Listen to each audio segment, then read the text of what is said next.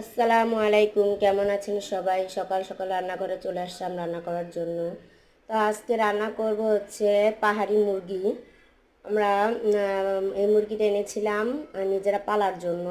মুরগিটা একটু অসুস্থ হওয়াতে মুরগিটা আমরা কেটে ফেলেছি। তো সেই মুরগিটাই রান্না করব। এই যে মুরগিটা ভালোভাবে ধুয়ে রেখেছি, তাতে এই যে আদা রসুন, তারপর হচ্ছে জিরা ধনিয়া গরম মশলা ও মরিচ, শুকনো মরিচ বাটা একসাথে করে রেখেছিলাম, সেটাই দিয়ে দিলাম। তো তারপরে লবণ হলুদ গুঁড়ো সব মশলা দিয়ে ভালোভাবে মেখে নিয়েছি।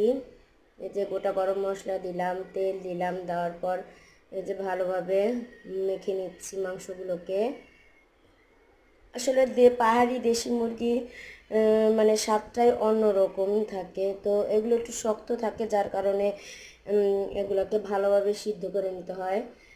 তো এই জন্য আমি প্রেশার কুকারে মাংসটা বসাবো। তো আমি মাংসটা সব মশলা দিয়ে মেখে রেখেছিলাম অনেকক্ষণ। তো এই যে আমি প্রেশার কুকারে পেঁয়াজ কুচি ভালোভাবে নেড়েচেড়ে ভেজে নিচ্ছি।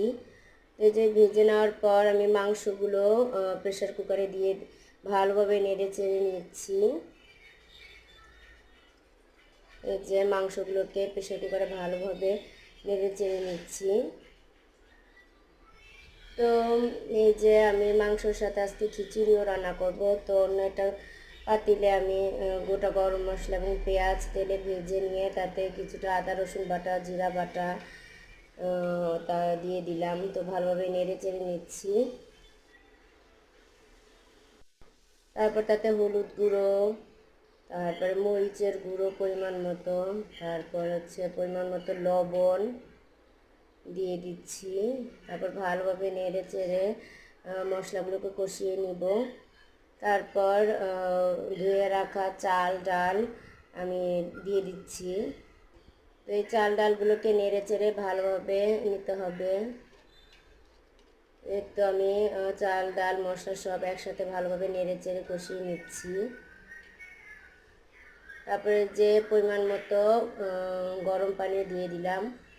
তো এই যে আমি মুরগিটাও নাড়াচাড়া দিয়ে নিচ্ছি। মুরগিটা ভালোভাবে কষানো হয়েছে, তারপর আমি পরিমাণ মতো গরম পানি দিয়ে দিলাম। এই তো হয়ে এসেছে আমার মুরগির মাংস। এই যে আমার খিচুড়ি হয়ে গিয়েছে। তো আজকে রান্নাগুলো ভালো লাগলে অবশ্যই সাবস্ক্রাইব করবেন এবং লাইক করবেন। তো ধন্যবাদ সবাইকে। আসসালামু আলাইকুম।